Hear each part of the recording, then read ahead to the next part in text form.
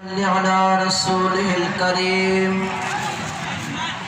أما بعد فأعوذ بالله من الشيطان الرجيم بسم الله الرحمن الرحيم إن الله وملائكته يصلون على النبي يا أيها الذين آمنوا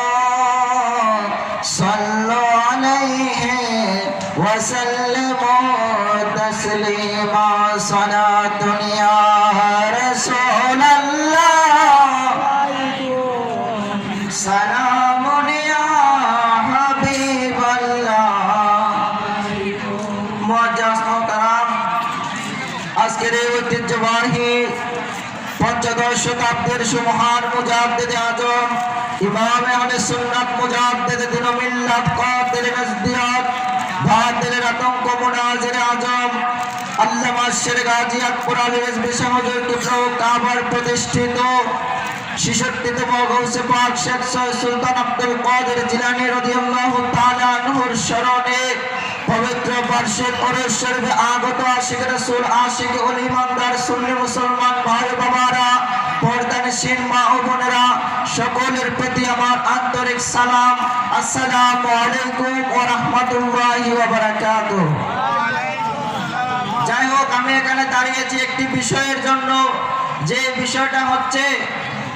একজন মহামান্য ইমাম, চার মাযহাবের শ্রেষ্ঠ মাযহাব হানাফি মাযহাবের যিনি প্রখ্যাত ইমাম প্রবর্তক ইমামে আজম ইমাম আবু হানিফা রাদিয়াল্লাহু তাআলা আনহুর উপর থেকে একটি তুহমতের জবাব দেওয়ার জন্য বাবা আমাদের মধ্য থেকে বিতাড়িত একটি মহল আল্লামা মুফতি ইয়াকুব আলী রিজভী শাহ হুজুর কিবলার লিখিত কালো টুপির মান সুন্নিয়তের নিশান ওই কিতাবের জবাব দেওয়ার জন্য লিখেছে যে আল্লামা মুফতি ইয়াকুব আলী রিজভী সাহেব তিনার কালো টুপির মান সুন্নিদের নিশান ওই কিতাবের মধ্যে লিখেছিলেন। আল খায়রাতুল ইহসান নামক একটা কিতাব রয়েছে, যে কিতাবের মধ্যে লেখা রয়েছে কানা ইয়ালবিসু কালাসাতুন তাওয়াইলাতুন সাউদা।